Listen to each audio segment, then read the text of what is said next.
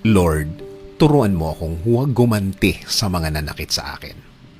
Panginoon, salamat sa lahat ng mga pagkakataon na ibinibigay niyo sa amin. Sa mga biyaya na laging andyan, sa mga provision na laging nakahanda para i-provide sa amin.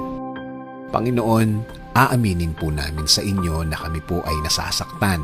Nasasaktan ng mga taong nasa paligid namin. Para po silang nananadya. Para pong laging nakabantay na sa bawat pagkakamali namin ay sila ay laging pumupuna. Lord, nasasaktan po kami.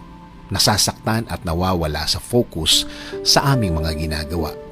Marami ang nagiging epekto sa amin ng mga bagay na hindi namin akalain na magagawa ng mga taong ito sa amin.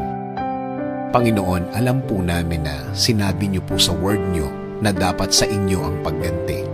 Sa inyo po namin ibibigay